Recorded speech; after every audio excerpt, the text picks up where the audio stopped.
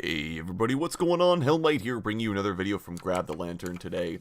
Today I wanted to talk about the prototype mage changes on the PvE. If you haven't seen it already, Riot are basically nerfing mana on the PvE for a lot of mid lane mages. The idea behind this is to prevent mages from having limitless mana after only completing one item, as that kind of thing sort of warps the game and it makes it so that a supposed weakness of mages is no longer prevalent at all. They don't need to worry about mana once they finish their lost chapter or Tear of the Goddess respectively.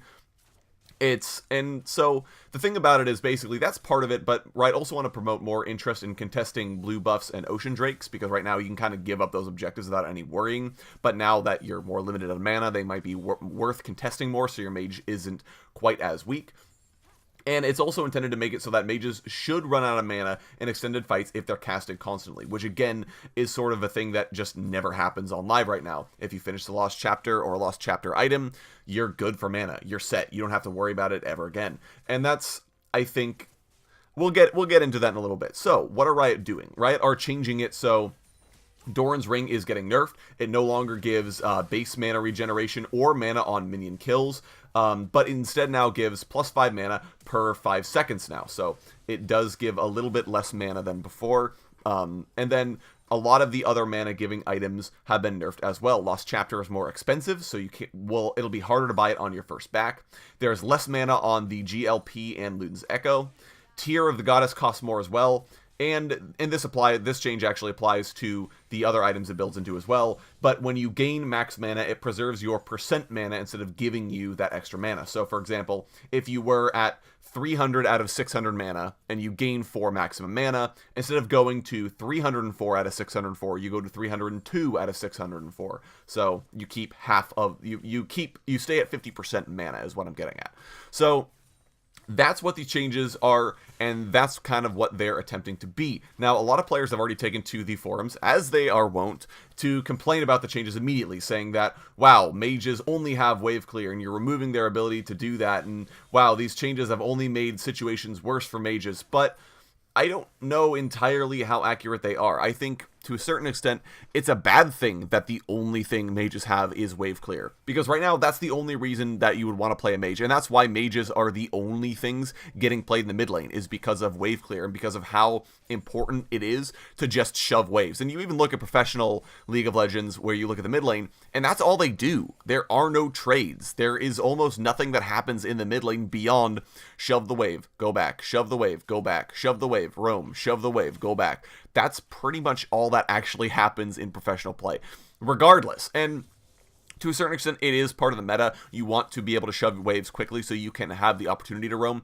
but it also stifles a lot of competition, because unless you can shove the wave, unless you can stay up with other champions that have good wave clear, like Ryze and Cassiopeia and Talia, you don't get to play in the mid lane, because you are going to get shoved under tower constantly, and there's no way for you to compete with that. You will not be able to roam, and that puts your team at a disadvantage. So, and that's why you don't see any assassins get played over the last split, because they can't wave clear as well. Even people's trying to say already, oh, well, Zed has good wave clear. Zed has passable wave clear at best, especially at early levels. He really doesn't, because he doesn't have the energy reserves. He has to use his shadow to wave clear, and if he does that, he's leaving himself open, and he does have fall off damage on his shurikens, so it's going to make it really hard for Zed to wave clear, whereas mages very infrequently have any sort of fall off damage on their kit whatsoever. They just kind of spam their abilities at the wave and kill it all, and when they're not gated by mana, they can do that infinitely.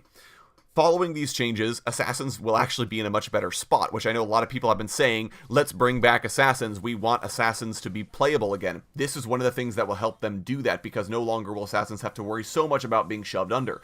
Mages can't just throw their abilities and AoE a wave down, because that will leave them low on mana and vulnerable to a potential all-in, or just in general, eventually the assassin's wave clear will outpace a mage's if all they're doing is wave clearing. So that's a good thing in my book, because it opens up the kind of champions that can be played in the mid lane. It also means that traditionally lower wave clear mid laners have a much better opportunity to be played in the mid lane, because the meta isn't so much so about who can clear waves faster. So that's a good thing because, again, it opens up the number of champions that can be played. If you're playing a high wave clear mid laner, you can still play that mid laner, and you can still wave clear lanes. However, you just have to be prepared to not be able to clear them as quickly or effectively as you could before, or to just go out of mana much more quickly than you have currently. So I don't know that that's necessarily a bad thing. I think that it opens up more champions to be playable in mid lane, like I was talking about, and at the same time, it also means that champions that want to be, or players that want to be going aggressively onto their opponent, are now rewarded for doing that, because their opponent cannot wave clear forever. They can't just shove the waves constantly, and it sort of rewards players who are willing to save their mana for an actual all-in, right? If you're like, I can't wave clear this, but I can try to harass them down or do some damage or something, that's significantly better, and I think more interesting than this sort of situation we find ourselves in where literally the only thing players can ever do is just kind of go back and forth pushing waves. So I think this change has the potential to be good. Now, I haven't played with it yet, and 100%, this could be overtuned. This could be a situation where mages feel garbage and none of them get played because they can't get more than 5 spell casts without going out of mana. If that's a situation, there's a problem there, and I will fully admit that there's a problem there if that ends up being the case. However, I think at the moment I'm hesitantly optimistic, and I would say that until we actually have a chance to play with it, until you have the chance to play with it, give it a second, give it some consideration, think about it, because I don't think that it's going to be some terrible change. I think that there is the opportunity for this to be really good for the game, and to open up mid lane in ways that we haven't seen yet before. So, but those are just my 2 cents. Go ahead and let me know what you guys are thinking of these mana changes down in the comment section below. I know a lot of people are really upset over them, so if that's you, let me know. I would love to hear.